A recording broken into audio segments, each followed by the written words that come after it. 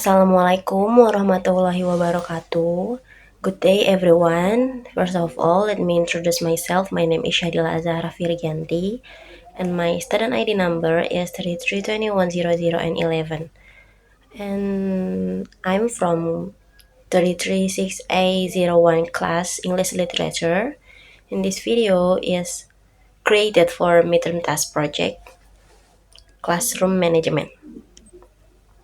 So there are two parts actually in this video. The first part is I'm gonna show you and explain you about teaching students to listen to you. In this chapter, there are some things we will discuss to help you how students willing to listen to you. First is the judicious use of words. 2. Thinking before talking. 3. Speaking only to intent listeners.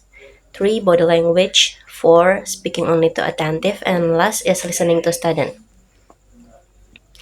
First, the judicious use of words.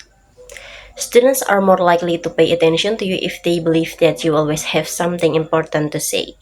By using informative language and avoiding meaningless chatter, students will feel that they are missing out when they don't listen to you. Unfortunately, many students tune out teachers because they are used to hearing pointless talk from adults. Next is thinking before talking. Adults often send irrelevant messages to children because they react without considering the circumstance. Students are not interested in listening to teachers who are not honest or who act as if they are not genuine. Speaking only to intent listeners. Teachers should make it clear that their messages are intended for specific students only. So, others do not need to interrupt their work unnecessarily.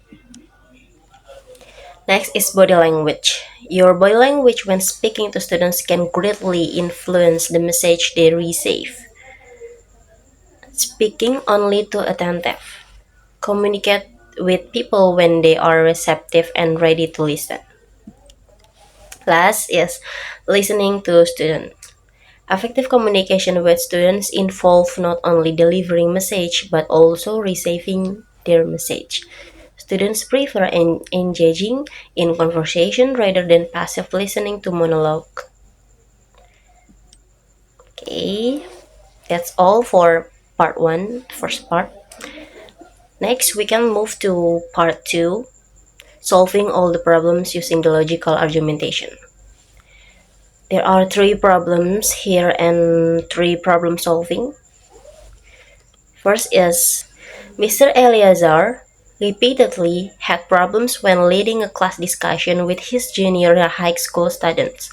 No matter how involved in the topic the students were, there were usually several students sitting in the back who would talk, shout out silly answers, and play with objects they had brought from home.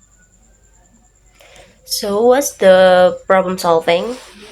Problem solving is Mr. Eleazar should first figure out why background students are disengaged, perhaps due to lack of interest or attention seeking.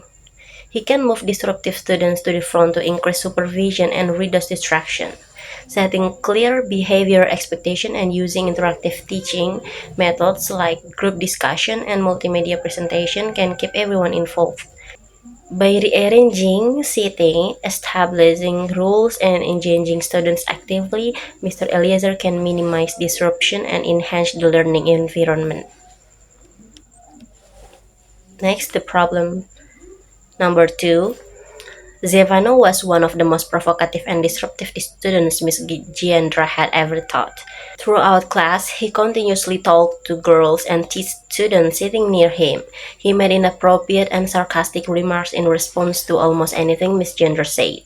When confronted by her, Zevano grinned charmingly and responded with exaggerate courtesy to the delight of the other students. This is for the problem solving. Mrs. Giandra should meet privately with Zevano to understand why he's acting out, and together they can create a behavior contract. This contract will clearly state what is expected of him and the consequence if he doesn't follow the rules. It's important that Ms. Giandra consistently applies this consequence to ensure fairness and help Zevano improve his behavior.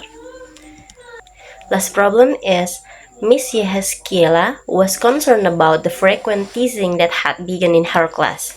It reached the point where there was constant bickering among the students. They became so angry, began yelling, shouting, and shoving on one another during class. Problem solving. Missy Haskell can tackle teasing in her class by understanding why it's happening and how it affects everyone. She needs to set clear rules against teasing, with consequence, and teach students how to handle conflicts calmly. By keeping an eye on what's going on, making sure the class feels friendly, and talking to their parents about it, she can create a place where teasing isn't okay, and giving extra support to kids who are having a hard time can make a big difference. Okay, so that's all for my midterm task project for classroom management. Thank you for listening. Wassalamualaikum warahmatullahi wabarakatuh.